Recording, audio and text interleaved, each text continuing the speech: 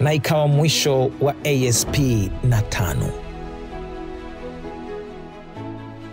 Tangu kuanzishwa kwake, CCM imeiongoza Tanzania bara na visiwani kwa kushinda chaguzi zote 6 kwa bara na 8 kwa visiwani. CCM imeilinda na kuidumisha amani ya Tanzania.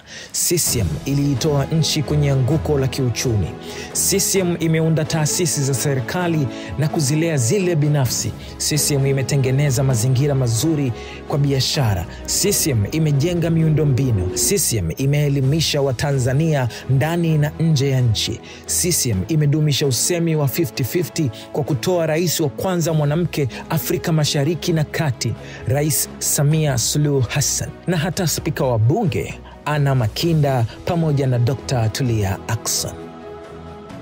Imeujenga uchumi wa taifa, ikaujenga uchumi wa mtu mmoja mmoja na kuondoa taifa kwenye uchumi masikini zaidi duniani kupitia programu kama vile Mkukuta 1 na Mkukuta 2. Inaboresha huduma za afya kila kona ya nchi. Inamtua mama ndoo kichwani. Imeinua sekta ya utalii. Imeboresha sekta ya uchukuzi wa majini, angani na ardhini kwa kiwango cha kimataifa.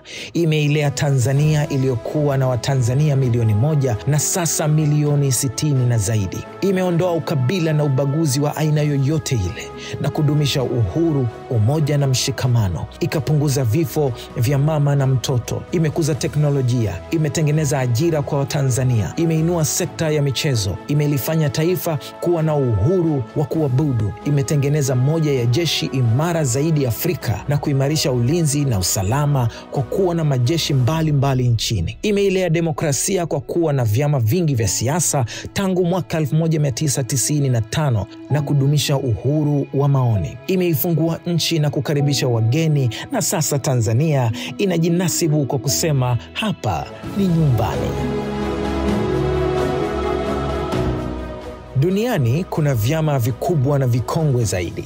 Chama cha Mapinduzi ni miongoni mwa vyama vikubwa 25 duniani na kikubwa Afrika kwa kushika madaraka, mfumo bora wa uendeshwaji na kudumu kwa muda mrefu zaidi tangu kuanzishwa kwake 1977.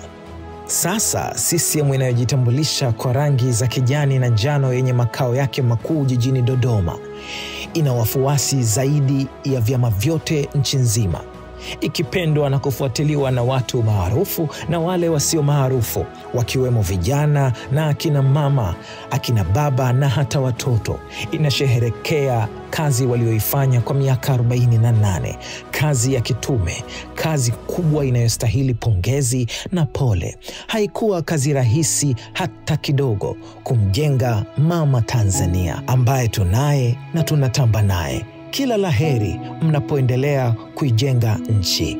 Mimi naitwa Temidayo, Crown Media. 77 tulizaliwa